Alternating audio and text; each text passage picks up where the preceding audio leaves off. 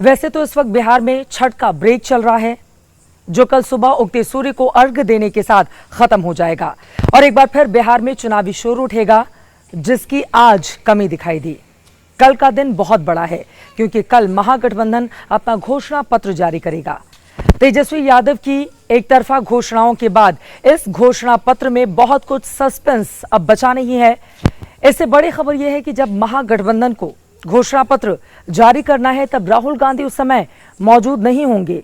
अब तो खुद कांग्रेसी भी नहीं समझ पा रहे कि इतनी देर तक प्रचार से दूर रहना और अब घोषणा पत्र के ऐलान के मौके से भी दूर रहना, आखिर राहुल गांधी की ये कौन सी स्ट्रैटेजी रणनीति है?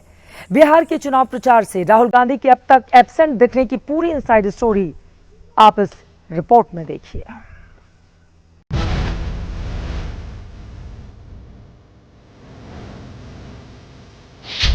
वोटर अधिकार यात्रा के दौरान राहुल गांधी और तेजस्वी यादव की बाइक एक ही दिशा में चल रही थी, लेकिन क्या अब दोनों की चुनावी बाइकें अलग अलग रास्ते पर दौड़ रही हैं?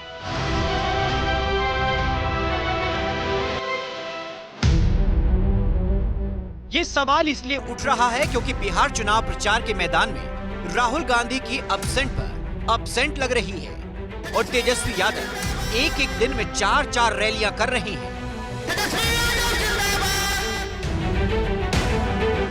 और तो और खबर है कि मंगलवार को महागठबंधन के घोषणा पत्र कार्यक्रम में भी राहुल गांधी नहीं रहेंगे। एक दो दिन में फैसले हो जाएंगे सारे, चिंता करने की बात नहीं। किसी भी गठबंधन के लिए घोषणा पत्र जारी करना एकजुटता दिखाने का सबसे बड़ा मौका होता है, तो फिर राहुल गांधी इस मौके को क्यों गंवा रही हैं? क्योंकि आप देखिए कि 29 अक्टूबर को तो राहुल गांधी बिहार चुनाव मैदान में उतरने ही वाले हैं। 29 अक्टूबर को वो मुजफ्फरपुर और दरभंगा में रैलियां करेंगे। खबर है कि इन रैलियों में राहुल गांधी और तेजस्वी यादव एक साथ मंच पर नजर आएंगे। तो क्या राहुल गांधी एक दिन पहले घोषणा पत्र जारी करने बिहार नहीं जा सकते, या फिर वो आना ही नहीं चाहते? प्रभु अगर अब नहीं आएंगे तो कब आएंगे, और हफ्ता भर नहीं आएंगे तो चुनाव ही खत्म होने पे आ जाएगा। कम से कम देर सवेर ही सही अब आ जाना चाहिए इन लोगों को। ये लोग एक साथ एक मंच पर आए ही नहीं है। मेरे प्रधानमंत्री एक बार आके जा चुके हैं, पुनः आने की उनकी तैयारी चल रही है। तो I think it's high time कि अब महागठबंधन भी आ जाए। बचा कुचा जो भी है उसको ये लोग कर लें एक साथ। चर्चा तो ये भी चल रही है कि तेजस्वी यादव को मुख्यमंत्री फेस तो कांग्रेस ने कबूल कर लिया, लेकिन तेजस्वी ने जिस तरह से पहले ही बड़े बड़े चुनावी वादे कर डाले हैं, उसके बाद राहुल गांधी महागठबंधन के घोषणा पत्र को जारी करके क्या ही हासिल कर लेंगे? तेजस्वी यादव ने बड़ी घोषणा की है, कहा है कि अगर हमारी सरकार बनती है महागठबंधन की तो सभी घर में एक सरकारी नौकरी दिया जाएगा। देखिए, थोड़ा एंजॉय कीजिए, मैनिफेस्टो आने वाला है, उस सब बातें स्पष्ट हो जाएगी। लेकिन राहुल गांधी की एंट्री में हो रही देरी की सिर्फ यही एक वजह नहीं है। इसकी एक वजह ये भी है कि महागठबंधन के दलों के बीच ही 11 सीटों पर फ्रेंडली फाइट होने की नौबत आ गई है। इनमें से 9 सीटें ऐसी हैं जिनमें कांग्रेस के खिलाफ ही महागठबंधन के दूसरे दलों ने कैंडिडेट उतार दिए हैं। इनमें से 5 सीटों पर तो आरजेडी और कांग्रेस कैंडिडेट ही आमने सामने हैं। राहुल चाहते हैं कि उनके चुनाव प्रचार में उतरने से पहले फ्रेंडली फाइट का मामला सुलझ जाए, जिसके लिए उन्होंने अशोक गहलोत को बिहार भेजा है।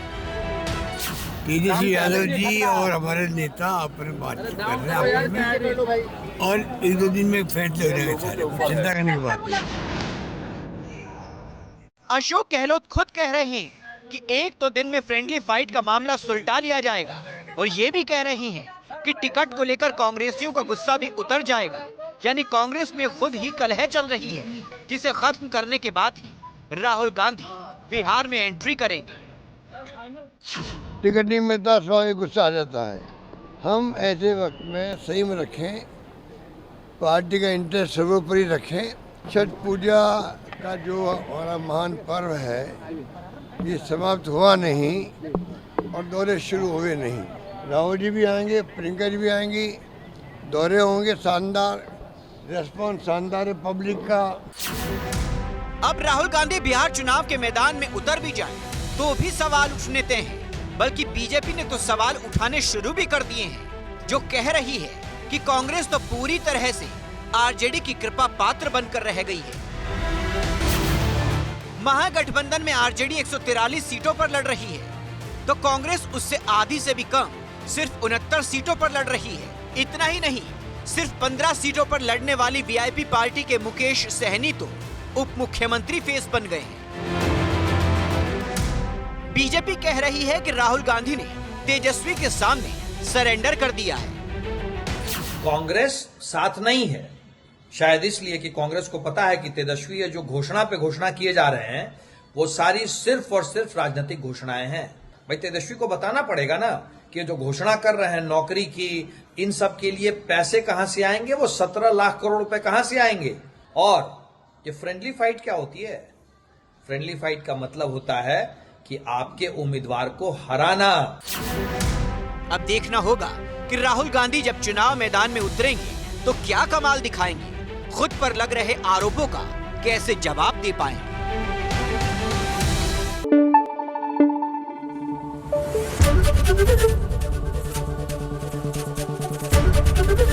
एबीपी न्यूज आपको रखे आगे।